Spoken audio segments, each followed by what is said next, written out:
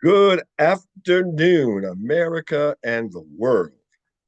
Today is Monday. I'm so happy. Today is Monday, March 10th, 2024. Great day to be an American. Great day to be an American. Um, but you know what? We're living in trying times, folks. We're living in trying times. Uh, as I've said on earlier shows, we have thousands of federal government employees who wonder if their country loves them back. Their employment is threatened through no fault of their own, and this includes thousands of healthcare workers, law enforcement professionals, prosecutors, and leaders of our military. I'm going to talk about that later.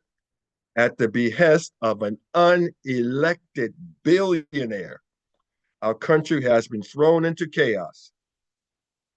Although tens of thousands of federal employees are affected, those employees impact the welfare of millions of people here and abroad who depend on the services they provide.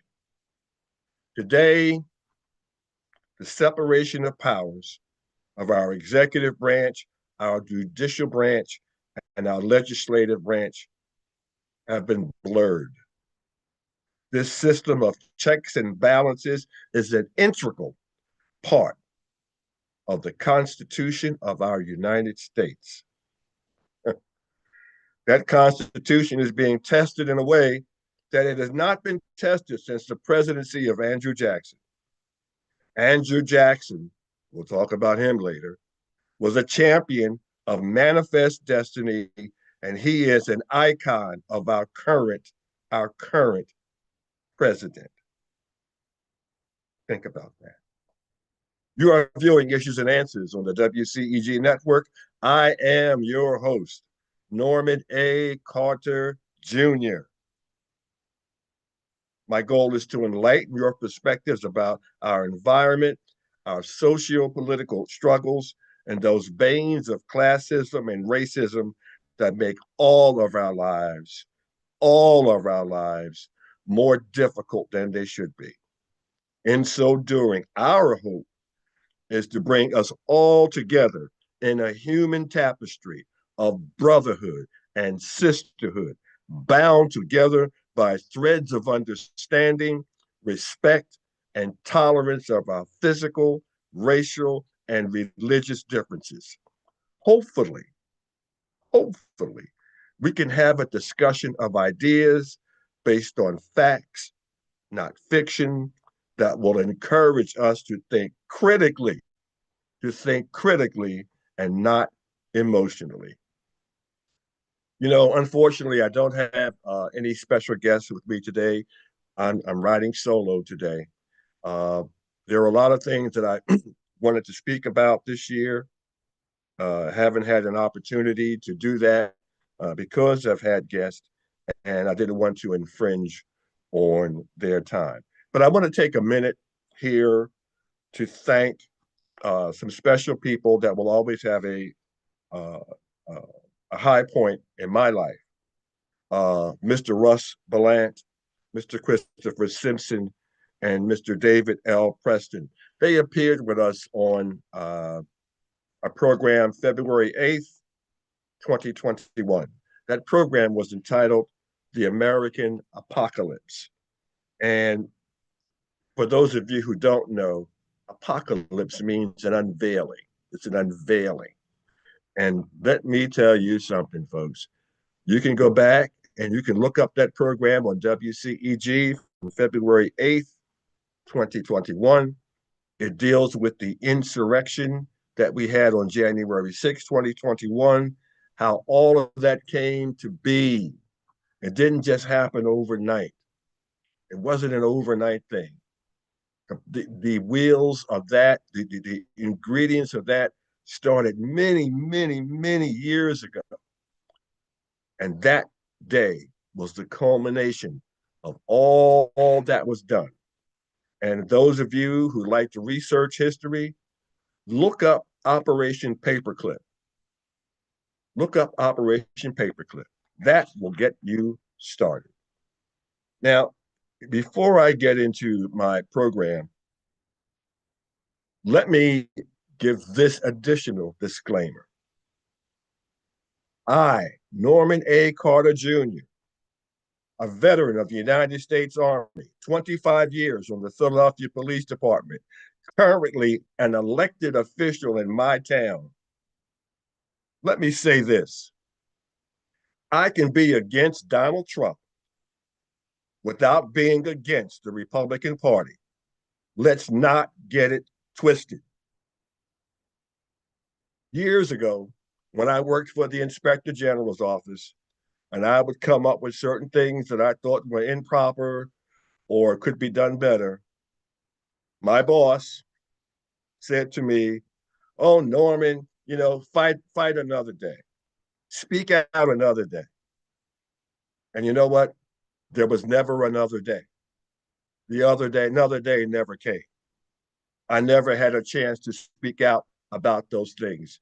And some of those things affect our government, our United States government to this very day. Let me one day give you an expose, my expose on the SSI funding, how that program is corrupt beyond what any of you would ever understand. I uncovered that. I'm not bragging on myself, but it's a fact. And I was told to destroy all the paperwork that I had accumulated on that investigation. And that was just in Philadelphia. And it would have uncovered millions and millions and millions of dollars.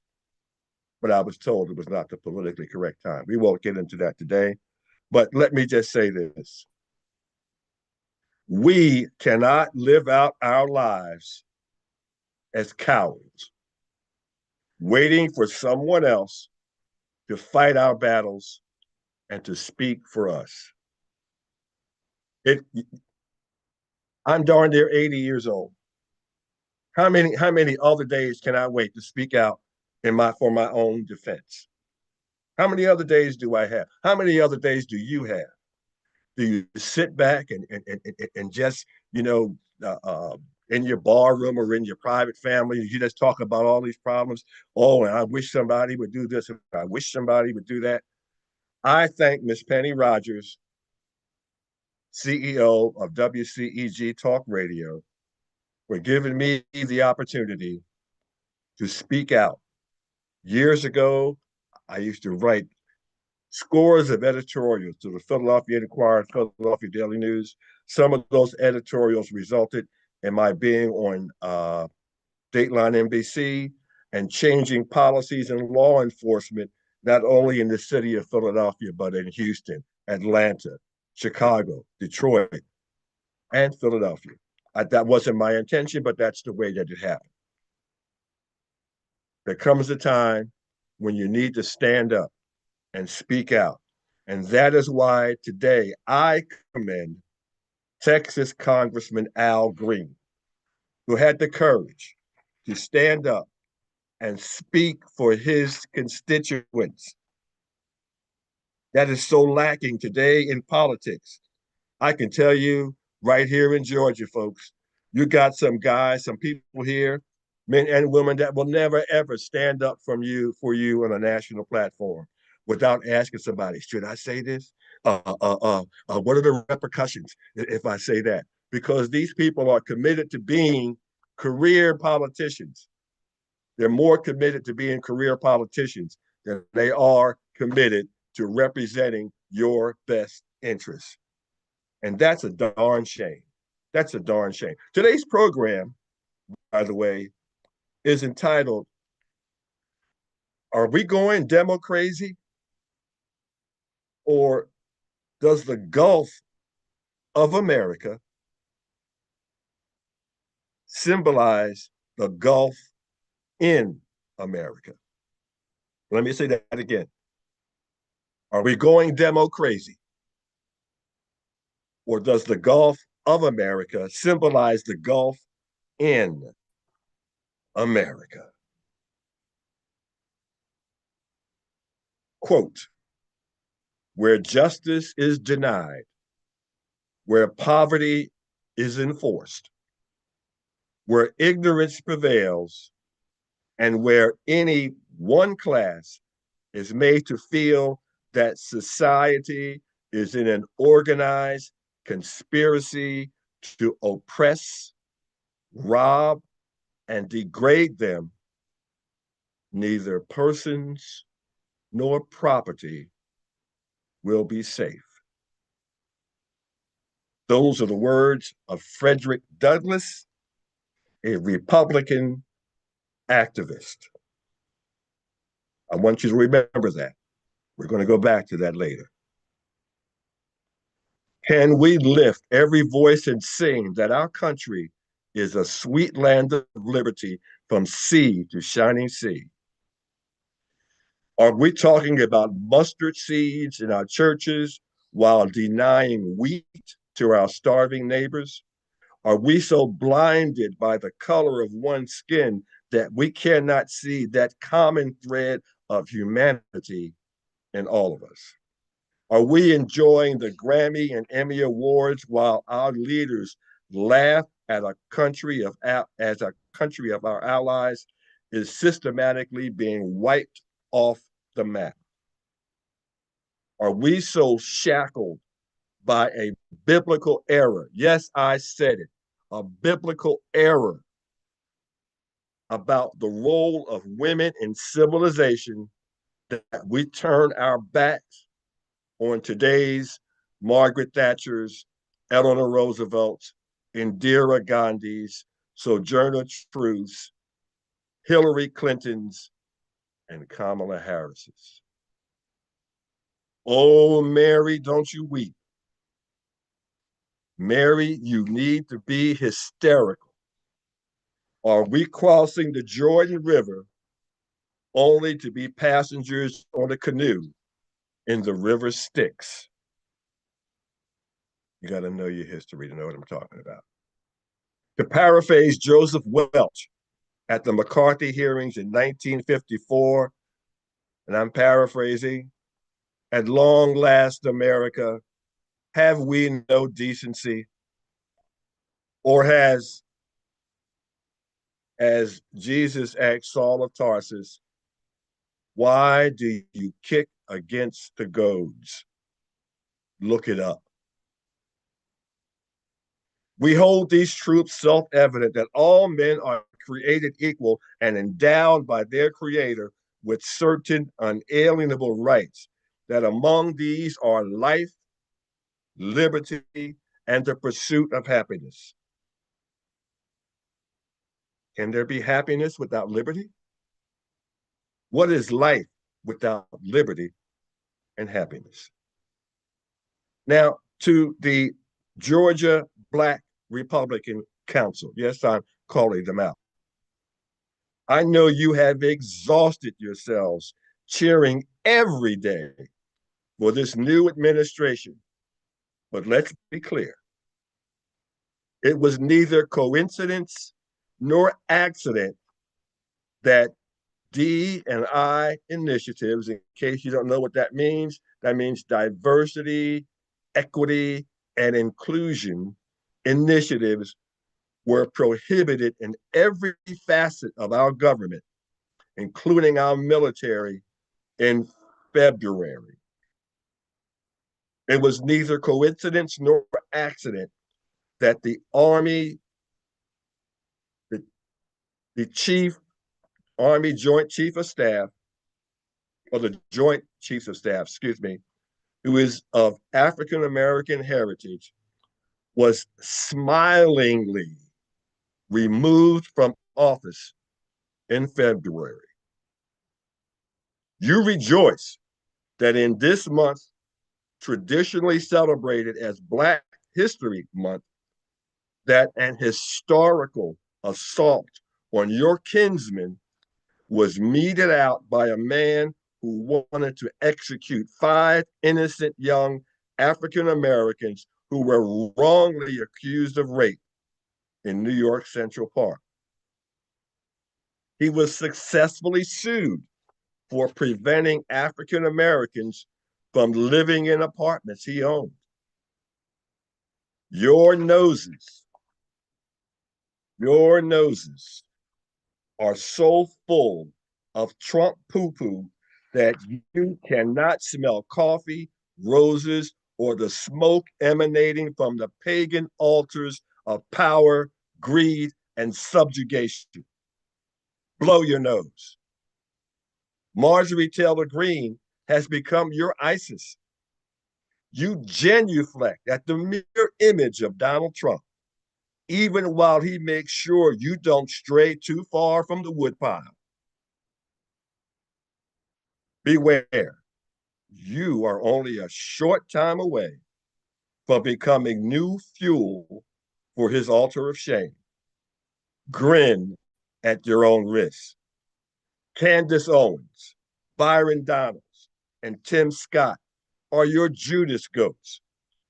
Let me make this very clear. I can criticize Donald Trump and his obsequious followers without demonizing the entire Republican Party. That party and many of its platforms are intricate parts of American ideals. Donald Trump, revelation time, is neither Republican nor Democrat. He is not, he is not, he is not a patriot. He is a draft dodging, self centered brat who hates anyone's opinion other than his and who has a Hitlerian view of the disabled, the poor, and the God-fearing. Yes, that's right, evangelicals, the God-fearing. Take off your blinders and see whom you are supporting. Ask him to sing one song about reverence to God. Can he recite the majority of the 23rd Psalm? Can he read the disciples' prayer without adding parenthetical disclaimers? As Johanan, his proper name, the Dipper, y'all call him John the Baptist, admonished in Matthew 3:7, you are a brood of vipers. Let me read a famous poem of mine. It's called First They Came by Pastor Martin E. Mueller. First they came for communists. I did not speak out because I was not a communist. Then they came for the socialists. And I did not speak out because I was not a socialist. Then they came for the trade unions. And I did not speak out because I was not a trade unionist. Then they came for the Jews. And I did not speak out because I was not a Jew. Then they came for me. And there was no one left to speak out for me. Georgia Council of Black Republicans, y'all need to check yourself. Again, I'm not against the Republican Party per se. But when you genuflect at people who are kicking you in the teeth, you need your head examined.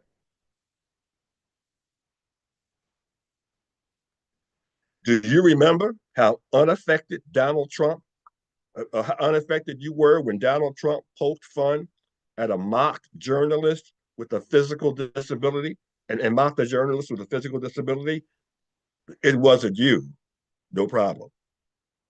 Do you remember Trump demonizing every immigrant crossing our southern border as either mental patients, prisoners, murderers, or rapists?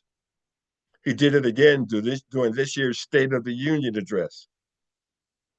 Did you forget that was the same demonization heaped upon African Americans before, during, and after our Civil War? That was also known as the first insurrection. Do you recall how untrue that was? Did your parents or your grandparents tell you of the unearned suffering they experienced because of the pervasiveness of that demonization? Oh man, Why you want to bring up that old stuff? You say, well,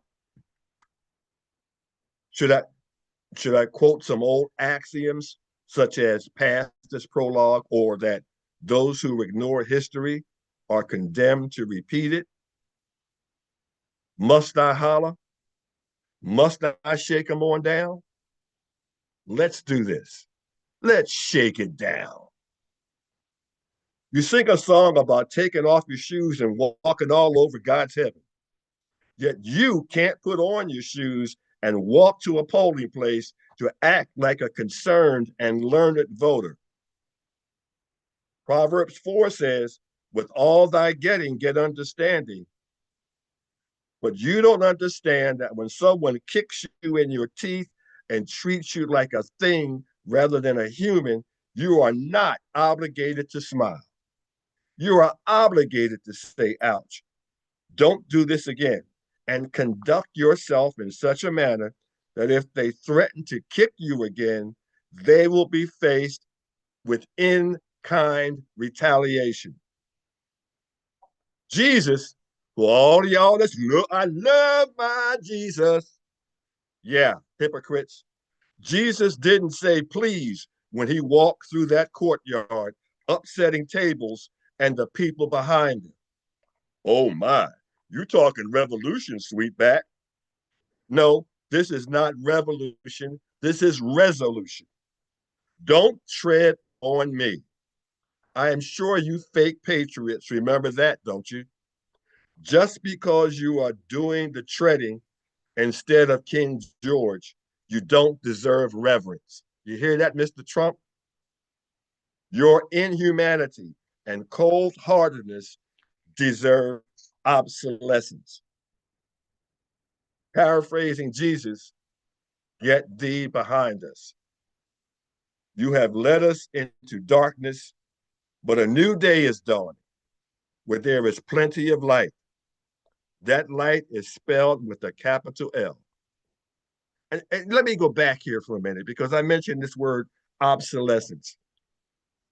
Someone who's a Facebook friend of mine posted on another site that all Dems, meaning Democrats, need to be obliterated. Think about that. All Dems need to be obliterated. Posted that on social media for the whole world to see. Do you know what that means to obliterate? Do you think he's just an isolated individual? He said that because he felt like he has backup. He said that because he knows he has people behind him that believe the same thing. All Democrats, all libertarians, I guess must be included. Everybody who doesn't think like him or them needs to be obliterated. Ladies and gentlemen, wake up.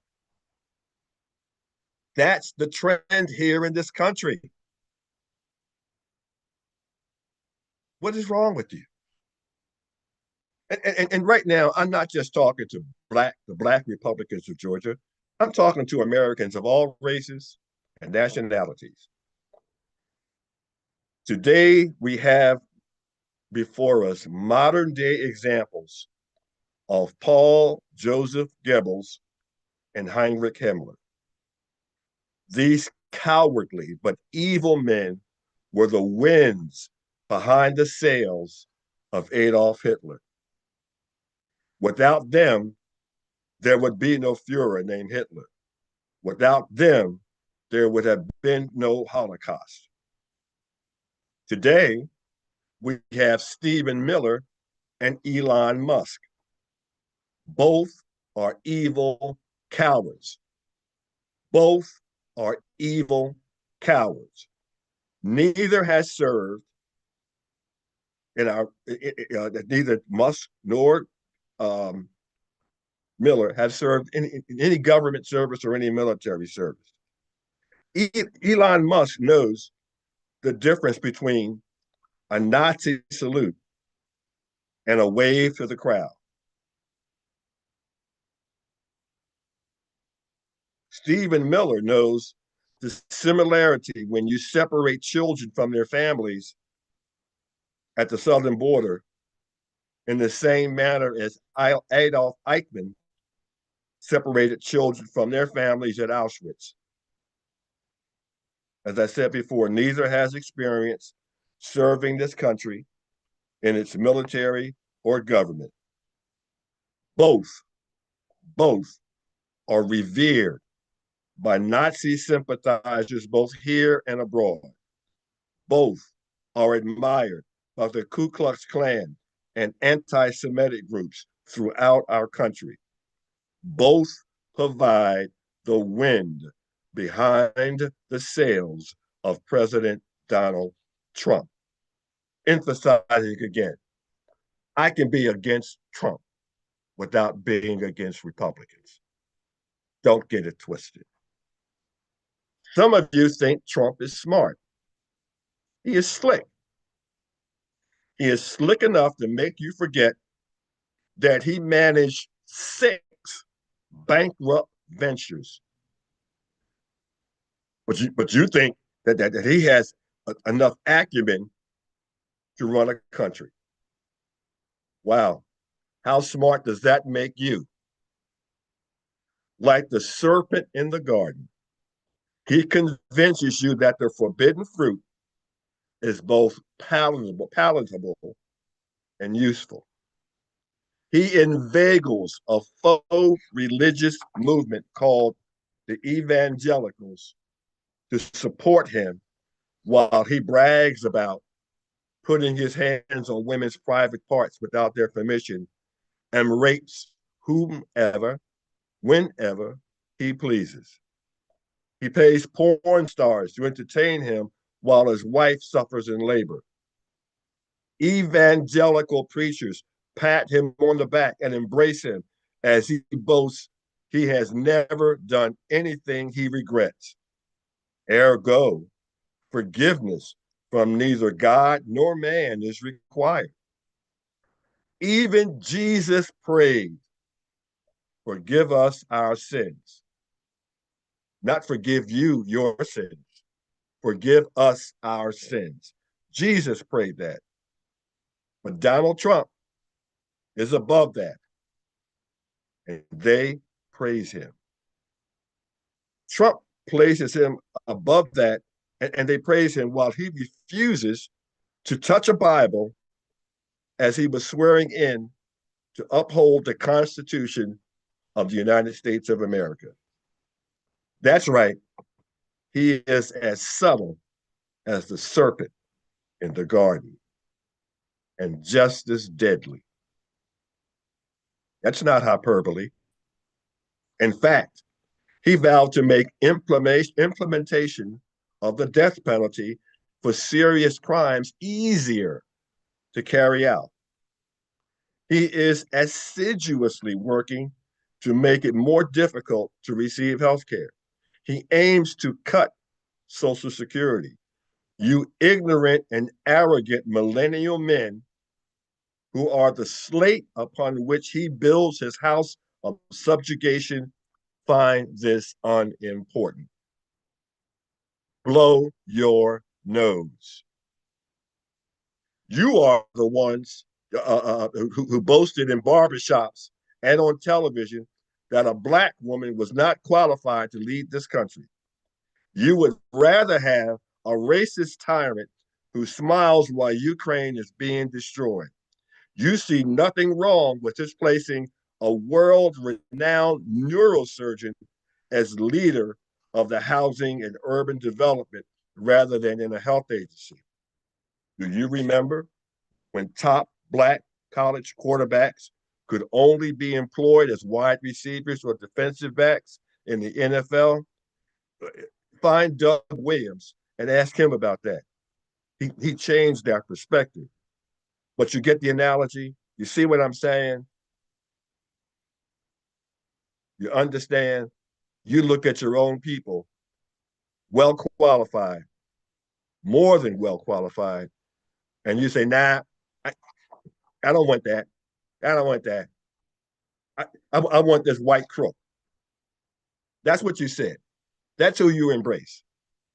Again, Georgia Black Republican Council, where is your decency? Most of you are doctors, your leaders are doctors. What the hell did they teach you in college? Did they give you a brain to think and reason and understand when people are kicking you in your teeth? You don't have an obligation to smile, and you folks grin and support and talk about Donald Trump and like he's the second coming. You admire and you brag about your love for Marjorie Taylor Greene. Are you crazy? Are you crazy? And I'm not making them up. I was there to see that. Y'all got a problem. I know some of you had doctor's degrees, but I wonder what university you got them from. Because Lord have mercy. You sure ain't using those brains that God gave you. Moving on. Long may our lands be bright with freedom's holy light. Protect us by thy might, great God, our King. Remember those words? Remember those words? You know those words? On February 25th of this year, on his Truth social media platform, Trump celebrated his administration's moves to kill New York City's congestion pricing program. He stated, congestion pricing is dead, Manhattan. And he had that in capital letters. And all of New York is saved in capital letters. And in capital letters, he wrote, long live the king. That's your president. Long live the king. This is not left-wing propaganda. This is provable, researchable fact. This country fled King George only to embrace King Trump. I'll give me a minute here. I gotta like lubricate these vocal cords here. It got me going. Excuse me. Back to WCEG Talk Radio.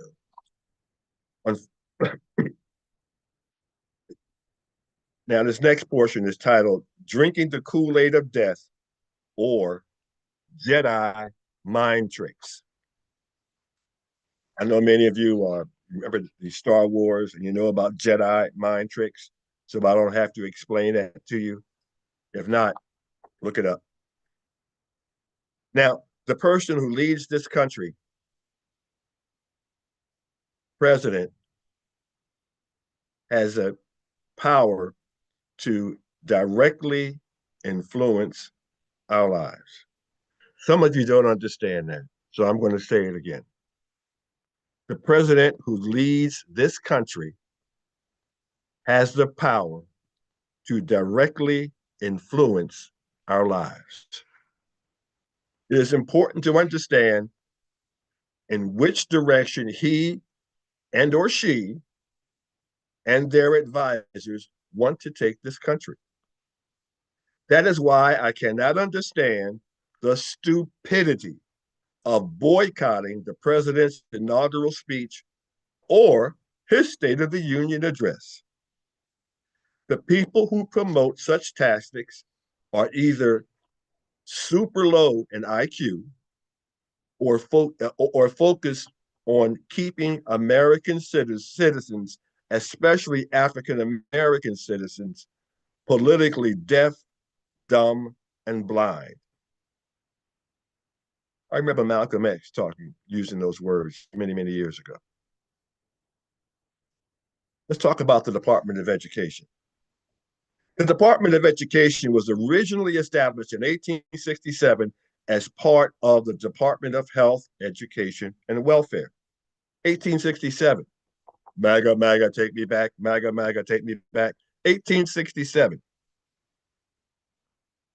In 1979, President Jimmy Carter signed into law the Department of Education Organization Act, and this actually split off the Department of Education into its own separate department, and it's an own cabinet position.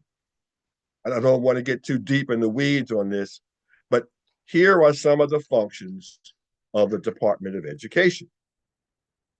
Establishing policies on federal financial aid for education and distributing as well as monitoring those funds. Also, collecting data on America's schools and disseminating research. Next, focusing national attention on key issues in education and making recommendations on education reform.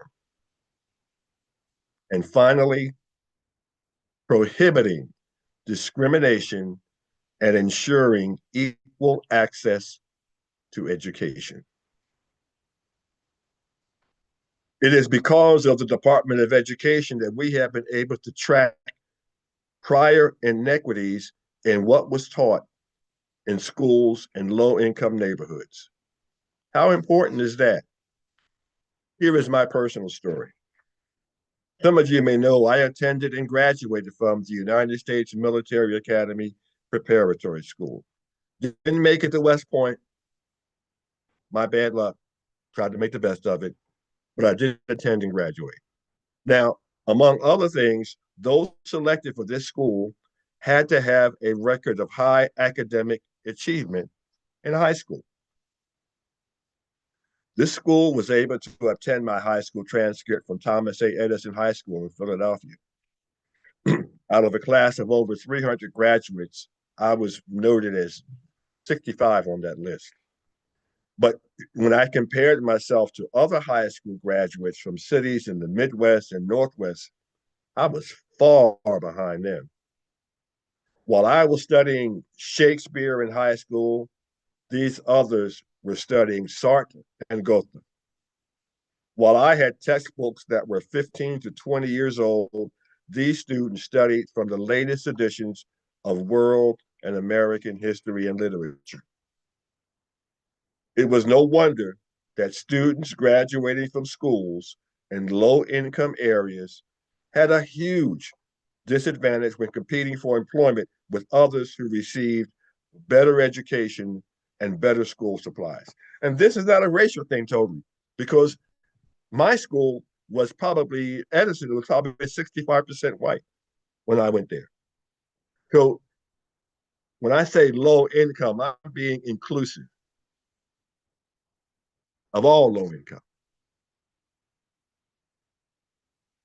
Now, for my Georgia Black Republican Council and others who think disbanding the Department of Education is a good thing, have you forgotten about Brown versus the Kansas Board of Education that exposed to the world the racially segregated education system in America, undoing the harm done by that stepchild of states' rights? Think about that. States' rights, the states' rights movement would take decades to undo.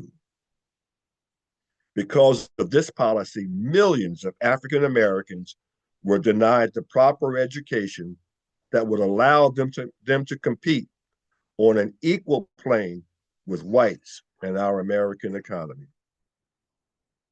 These are just two of the reasons why maintaining a Department of Education is essential to the welfare of this country.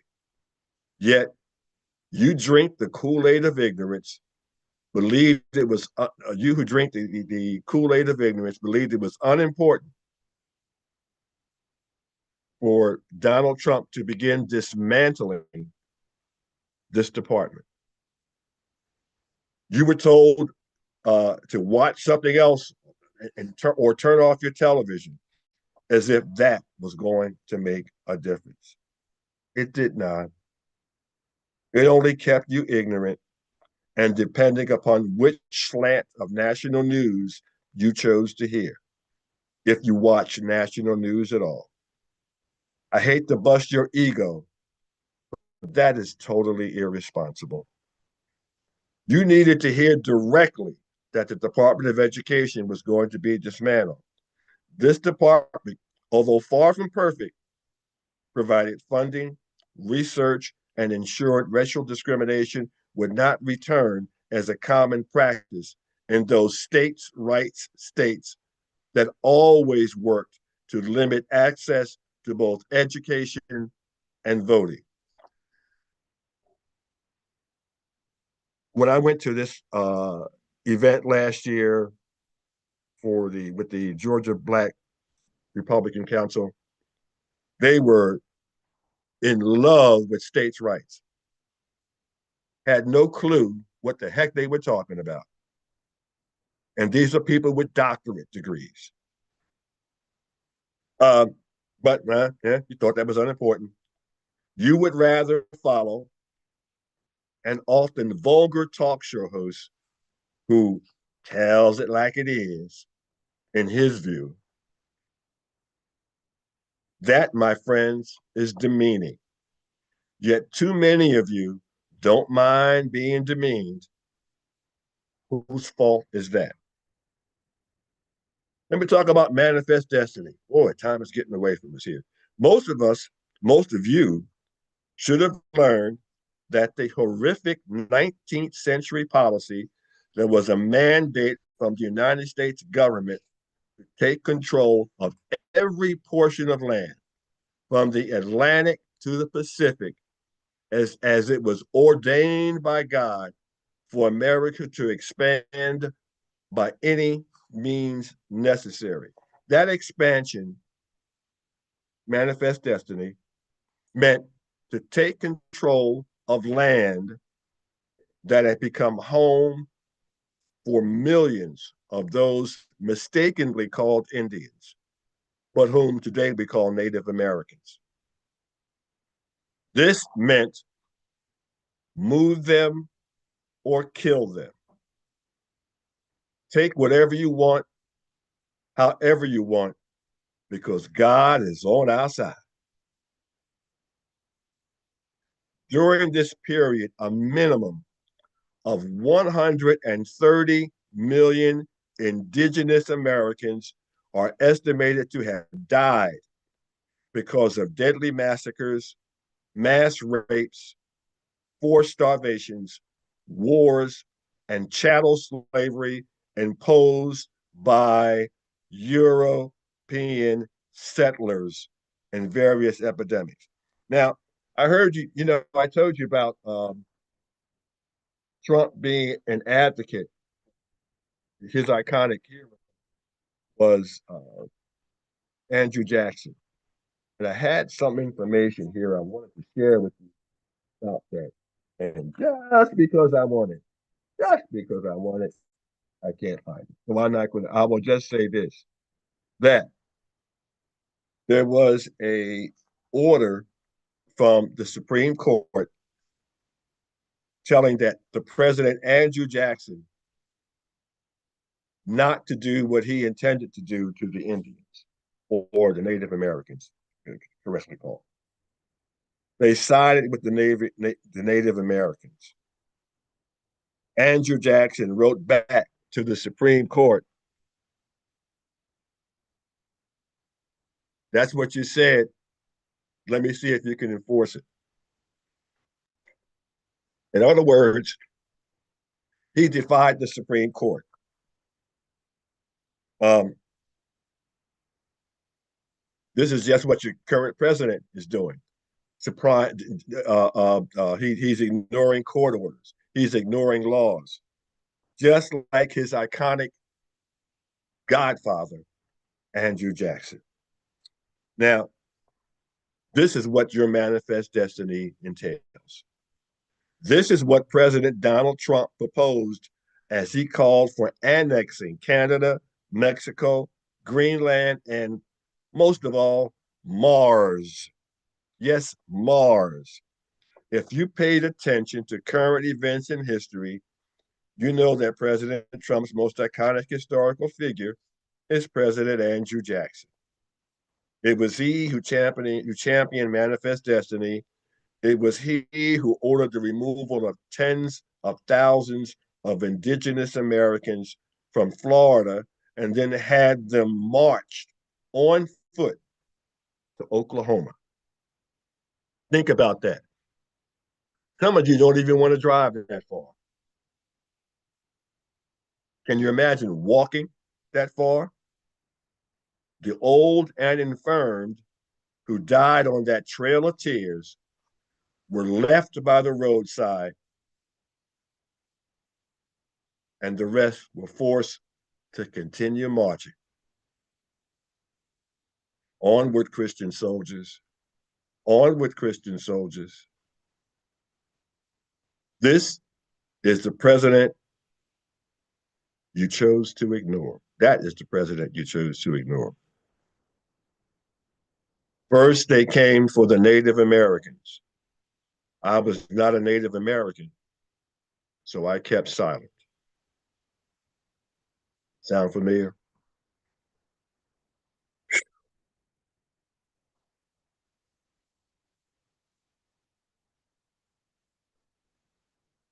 But if you did not watch the inauguration coupled with an understanding of our history, you are ignorant of these facts.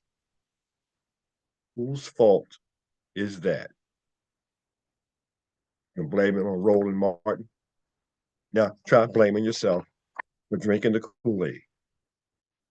Speaking of the inauguration, let's not forget that this president has a propensity for lying unnecessarily and exaggerating facts. He did not win by a mandate. He won by 3 million votes. That is a narrow margin when compared to the total number of votes cast. But those 3 million votes were individual votes. And this country does not count individual votes when electing president.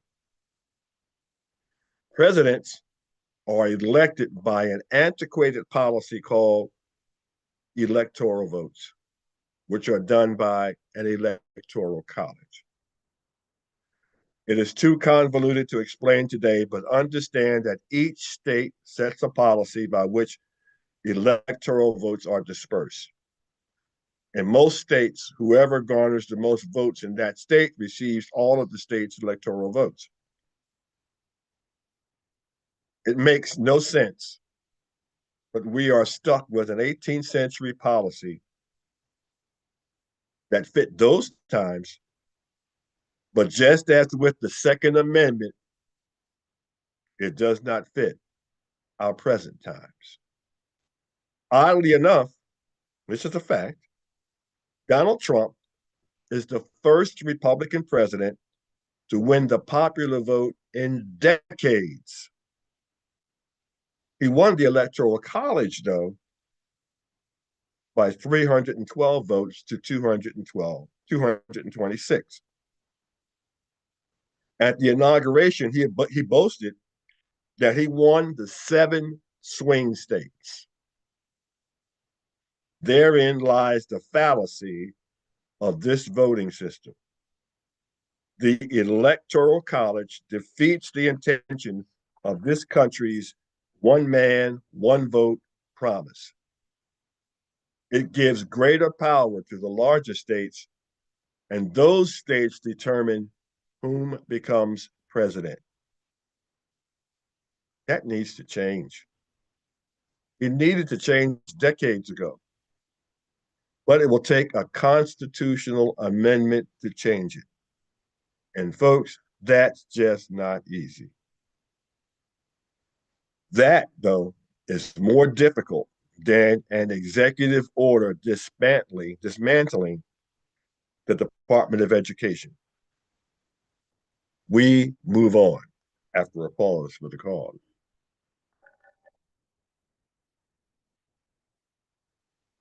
Texas Congressman Al Green was removed from the president's State of the Union address because he loudly protested Trump's boasting of his having a mandate.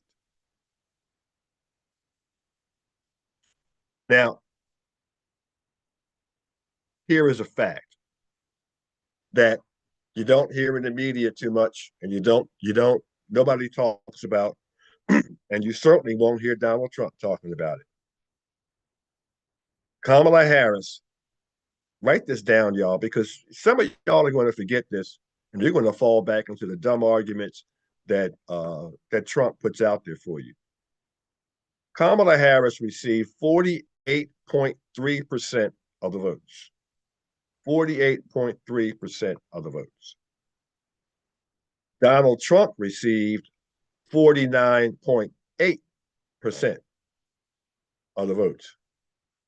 I mean, quick math, that's like a 1.5% difference. That margin is not a mandate. It's a margin of victory, but it's not a mandate. Ronald Reagan won by an overwhelming majority. That was a mandate. This is not that. But Congressman Al Green was not only removed from the Senate, from the State of the Union address, but he was censured by Congress. Now, a censure is a formal statement of disapproval by about a congressional member's conduct. That's all it is. But the hypocrisy of this is that Congresswoman Marjorie Taylor Greene of Georgia was neither removed from the State of the Union address nor censured when she repeatedly yelled liar as President Biden spoke. The same thing happened during President Obama's State of the Union speech. In the latter two cases, the offenders were Republicans. No censure, no Republican outrage. That, my friends, is unabashed hypocrisy. Congressman Green stated his protest was due to the threat of cuts in Medicaid and Social Security received by his constituents. He believed this exercise in civil disobedience was necessary. He stood up for his constituents. This is not something done by today's legislators. They are more concerned about being career legislators than they are about standing up for the needs of their communities. This includes both Democrats and Republicans. There is bipartisan support for job security, their own job security, not yours. Now let's get back to the manifest destiny that most of you choose to ignore, thanks to blindly following Roland S. Martin and others of his ilk. Part of Trump's manifest destiny goals is to change the name of the Gulf of Mexico to the Gulf of America. President Jackson would love this. Now, prior to 1845, the Gulf of Mexico's northern borders consisted of the states we now call Texas, New Mexico, excuse me, Louisiana, Florida, and the country of Mexico itself. Most of the world still calls it that. All of these states were once part of Mexico or Spain. In some cases, Louisiana, French also. But under the doctrine of manifest destiny, the United States, this is the history they want to obscure, the United States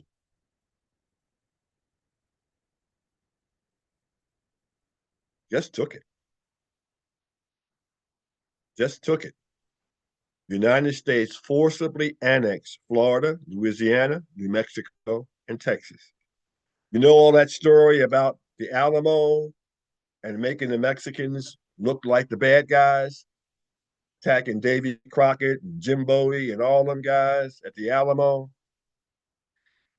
Mexico was just trying to take back their land. That's what that was all about. Y'all don't read history? Gee. But solely by the machinations of his narcissistic mind, Trump has dubbed this body of water the Gulf of America. That is just plain selfish stupidness. And this is all in his quest to be a historical president when he should be focused on being a good president. Health and Human Services. Boy, I tell you, time is getting away from me. I'm going to talk fast. Robert F. Kennedy, a former 14-year heroin addict who believes that all vaccines cause autism and all should be banned, is our current Secretary of Health and Human Services. His only medical background, think about this, Republicans, his own, because you voted for him, you put him in there. His only medical background is finding the best vein to self-inject heroin. He has earned his new job by merchandising his family's famous name while championing bizarre government conspiracy theories and insisting people not take vaccines that have proven effective in saving lives and even eradicating some virulent diseases. Because of his access to right-wing media, he has been able to arrogantly promote his lies throughout this country.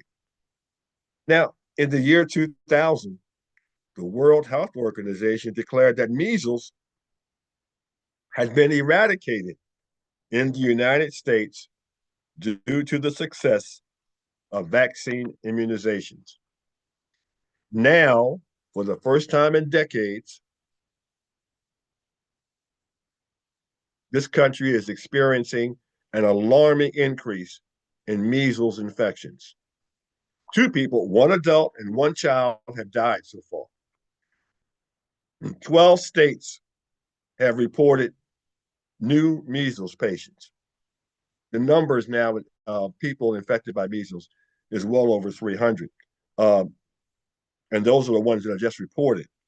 Uh, yet, but the medical professionals believe that that number is much, much more because a lot of people don't bother to go see doctors or to report. They just figure they'll sit and take it and it'll get better. Often it does not. Yet, just as Trump poo-pooed the outbreak of COVID-19, his Department of Health and Human Services secretary is doing the same thing. Neither RFK Jr. nor Trump believe in science or medicine.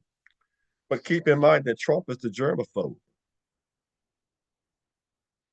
Now, politicizing the military. Let me just go here for a minute. I'll be through soon, trust me.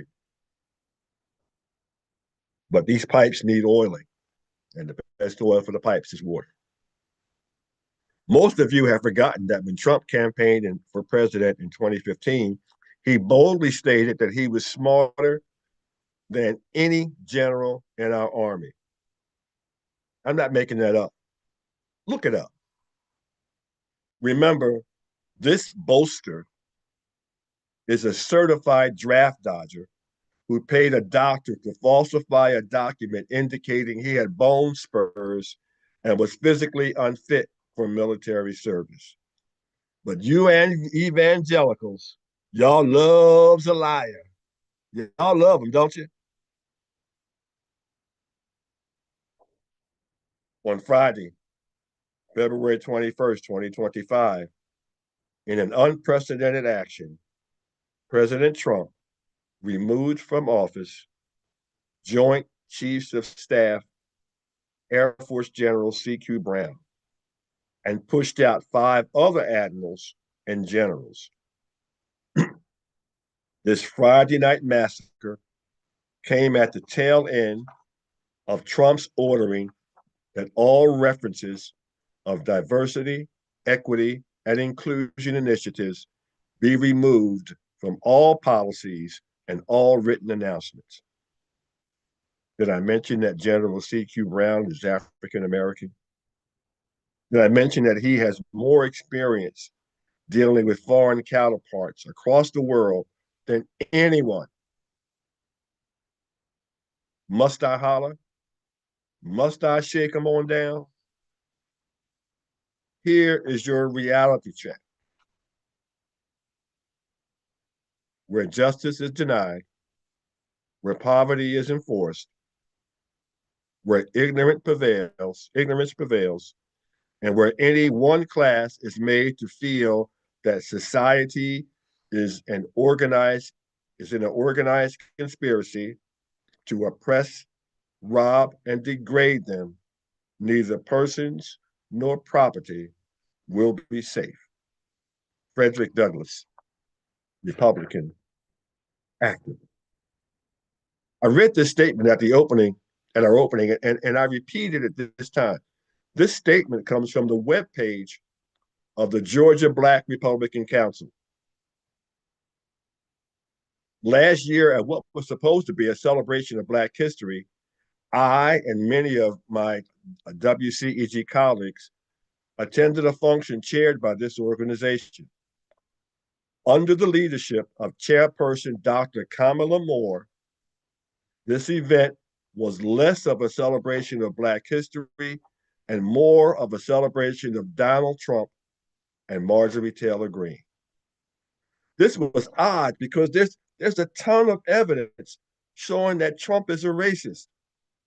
And Greene is both a racist and an anti-Semite. I point these out today because I am begging this organization and its leadership to listen to reason. Come out of the darkness and blow your damn nose. Anyone, and I mean anyone, who is against diversity, equity, inclusion when it comes to education, employment, and access to all of this country offers is not only a racist, but a segregationist.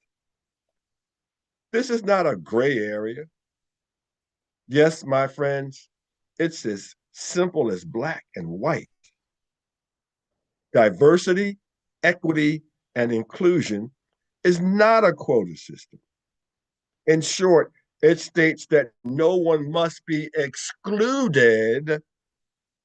Hear the word excluded based on race, gender, or religion. Just as you were misled by those steadfastly against critical race theory, you mistakenly sided with people who are creating policies focused on excluding you from equal access to education and employment. This is not rocket science at which Elon Musk is failing. This is high school current events in history. Yet, during this flipping of American values and policies, millions, including our misguided Georgia Black Republican Council, are either somnambulant or just plain blind. Trump has become Russian President Vladimir Putin's useful idiot.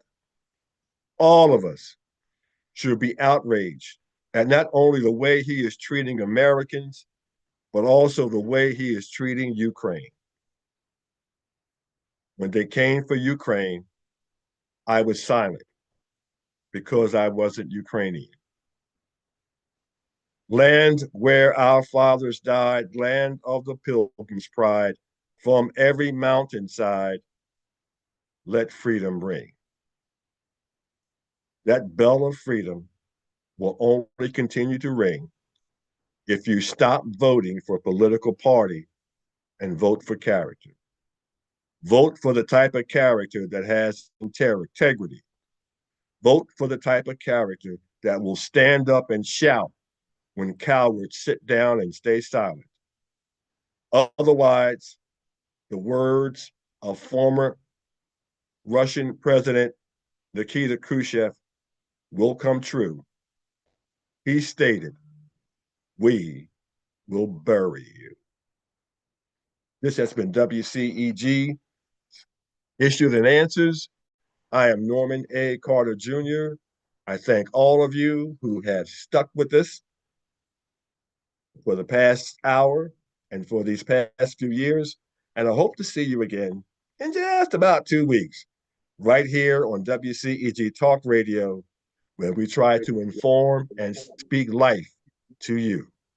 Have a good day. Take care. Bye bye.